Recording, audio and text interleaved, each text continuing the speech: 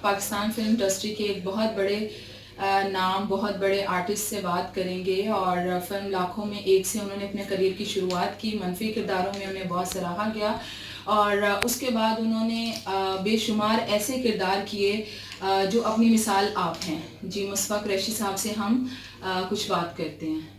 مصطفیٰ صاحب السلام علیکم۔ جی وعلیکم السلام۔ مصطفیٰ صاحب سب سے پہلے تو آپ یہ بتائیے گا کہ دلیپ کمار جنہیں صدیوں کا فنکار کہا جاتا ہے، چونکہ فنکار کے فن پہ آپ کیا بات کریں؟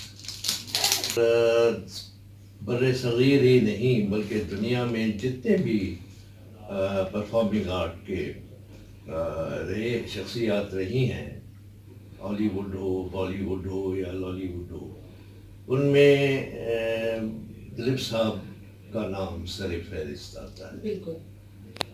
اور ہم تو جب اسٹوڈنٹ تھے، یہ 50s اور 60s کا زمانہ ہے، جی جی، تو انڈین فلمیں آتی تھیں، امن کا دور تھا، اور انڈیا کے ساتھ اچھے مراسم تھے، آج تو وہ نہیں ہے، لیکن وہ فلمیں آتی تھی، ہم دیکھتے تھے۔ تو اگر دلیپ صاحب کے سامنے کوئی ہیروئن ہے تو ہیروئن کو ہم اتنا فالو نہیں کرتے تھے جتنا ہم دلیپ صاحب کی ایکٹنگ کو دیکھتے تھے اور فالو کرتے تھے، کہ ان کا ان کی شخصیت میں ایک سحر تھا، ان کا پاؤں سے لے کر سر تک وہ مکمل ہیرو تھے، اور جو انہوں نے پرفارم کیا ہر کردار میں، وہ اس میں ڈوب جاتے تھے، اور بالخصوص رومانٹک اور ڈرامیٹک جو سینز ہوا کرتے تھے، جذباتی جو ہوا کرتے، اسی وجہ سے وہ اتنا اپنے نروز کو سے کام لیتے تھے کہ یہی وجہ ہوئی کہ جب ذرا عمر ڈھلنے لگی تو ان کے ذہن کی بیماری، اس کی یاداشت کی بھولنے کی شروع ہو گئی تھی۔ فن کے حوالے سے ان کو تو پھر بر صغیر کے لوگوں نے ان کی پرفارمنس کو، ان کی ایکٹنگ کو فالو کیا، نہ صرف ایکٹنگ کے انداز کو بلکہ ان کے بالوں کا اسٹائل، یا بیٹھنے کا یا چلنے کا، یا ڈائلاگس ڈیلیوری کا انداز یا لہجہ، یا ان کی دھیما آواز، دھیمی اور بڑا ٹھہر کے، اور بہت خوبصورت، مطلب ایک اچھا کانوں کو، دل کو ٹچ کرتا تھا ان کی جو پرفارمنس تھی، ان کی وہ جو تھی۔ اور البتہ یہ ضرور ہے، میں مجھ جیسے لاکھوں کروڑوں لوگ ان سے ملنے کی خواہش رکھتے تھے۔ آپ کی ملاقات بھی ان سے رہی؟ جی ہاں، میں انڈیا تو نہیں گیا تھا اس زمانے میں، ایک بار خیر گیا تھا میں، I was invited ایک دلی میں عالمی اردو کانفرنس ہوئی تھی جس میں ہم بلائے گئے تھے، لیکن دلیپ صاحب سے وہاں ملاقات نہیں ہوئی، لیکن دلیپ صاحب سے ملاقات یوں ہوئی کہ ایک ادارہ ہے یہاں پاکستان میں، پارٹمنٹ فاؤنڈیشن، یہ بچوں کے خون کی بیماریوں کا ادارہ ہے، بلڈ ٹرانسفیوژن کا ہوتا ہے، اس کے فنڈ ریزنگ کے لیے وہ تشریف لائے تھے، اور اپنا اس پارٹمنٹ فاؤنڈیشن کے جو چیئرمین تھے مرحوم ناظم جیوا صاحب، انہوں نے ان کو انوائٹ کیا تھا، تو اس سلسلے میں وہ تشریف لائے تھے، اور ایک مین تقریب جو ہوئی تھی وہ اسلام آباد میں جا کر ہوئی تھی، اور جہاں ہم سب موجود تھے، دلیپ صاحب تھے، محمد علی، ندیم، میں، بابلہ شریف، ملکہ ترنم، میاں سلطانہ، میری بیوی ربینہ قریشی، یہ سارے ہم لوگ تھے، اور باقی بہت بڑی آڈینس تھی جہاں، اور کمپیئرنگ کے لیے انور مسعود صاحب اور معین اختر وہ کر رہے تھے، تو وہاں میری دلیپ صاحب سے ملاقات ہوئی، بلکہ وہاں میں آپ کو بتاؤں سب نے اپنا اظہار خیال کیا، اور دلیپ صاحب آئی لاسٹ بٹ ون، یعنی دلیپ صاحب کے تقریر سے پہلے. اچھا. تو میں نے ایک بات کی تھی. میں نے کہا دلیپ صاحب آپ کو بالآخر ہمارے خون کی کشش کھینچ کر لیا.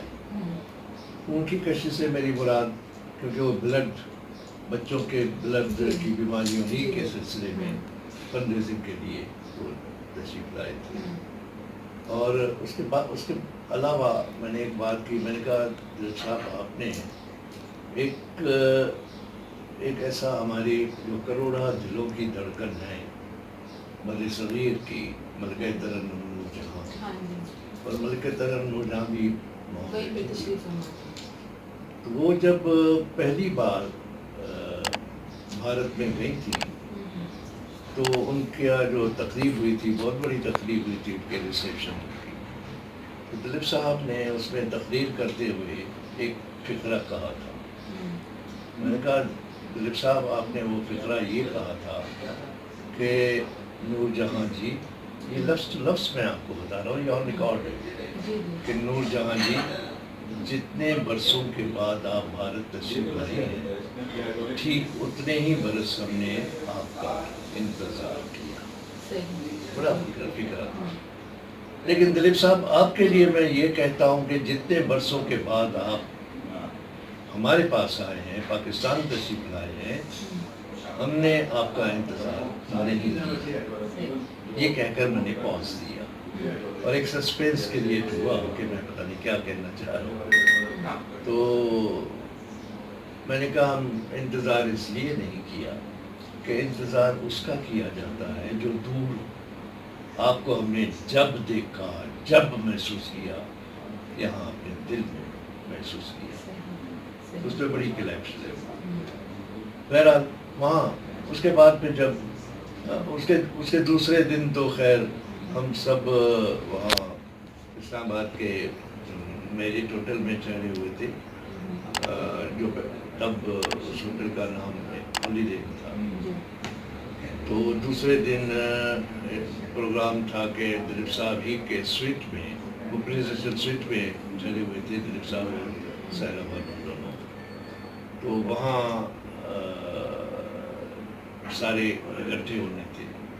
تو وہاں جیسے دوسرا دن ہوا تو پورا اسلام آباد لرز رہا تھا اور پورا ہوٹل لرز رہا تھا. ہم سب بڑبڑا کے اٹھ گئے کہ یہ کیا ہو رہا ہے کوئی حملہ ہو گیا کیا ہو گیا. تو وہ پتہ چلا کہ وہ جو ہجڑی کیمپ والا واقعہ ہوا تھا. تو ہم جب دلیپ صاحب کے ساتھ سویٹ میں بیٹھے تھے تو مجھے اچھی طرح یاد ہے کہ دلیپ صاحب کے ہاتھ میں چائے کی پیالی تھی وہ یوں کھڑ وغیرہ وغیرہ. اس کے بعد خیر لاہور آ گئے. لاہور میں بڑی تقریبات کا ہم نے انتظام کیا تھا لیکن وہ اس اوجڑی کیمپ کی وجہ سے وہ نہیں ہو سکی. لیکن مختلف جو دوست تھے ان کے گھروں میں دلیپ صاحب کے آنر میں ڈنر ہوتے رہے. محمد علی ان کے ساتھ تھے. محمد علی ان کو جانتے تھے. محمد علی کا ان کے ساتھ تعلق تھا. میرا کوئی اس سے پہلے کوئی ملاقات نہیں تھی کوئی تعلق نہیں تھا. تو اس طرح دلیپ صاحب کے ساتھ دوسری ملاقات ان کے ساتھ میں ہوئی کہ جب وہ شوکت خانم ہاسپٹل کی فنڈ ریزنگ کے لیے عمران خان صاحب کے دعوت پر تشریف لائے. تو اس میں بھی ہم ان کے ساتھ ہی تھے اور فنڈ ریزنگ میں ہم بھی حصہ لیتے تھے. بلکہ میں نے خود بھی ان کے لیے بہت کچھ فنڈ ریزنگ کے لیے کیا تھا. ہم نے پاکستان فلم انڈسٹری کی طرف سے ہماری کرکٹ ٹیم تھی تو اس میں سے جو ہم کماتے تھے وہ شوکت خانم کے فنڈ میں دیتے تھے. اور اس سلسلے میں بھی سندھ کے چیف منسٹر تھے جام صادقلی صاحب ہمارے دوست تھے. انہوں نے فنڈ ریزنگ ڈنر رکھا تھا چیف منسٹر ہاؤس سندھ میں کراچی میں. تو مجھے بھی انوائٹ کیا تھا. تو میں لاہور سے کراچی گیا تھا اور وہاں دلیپ صاحب سائرہ بانو احمد فراز مکتوم امین فہیم بابرہ شریف نیر سلطانہ جام صاحب یہ سارے موجود تھے. اور لان میں انڈسٹریلسٹ بڑے بڑے کروڑ پتی ارب پتی موجود تھے. تو وہاں بھی یہ ملاقات رہی.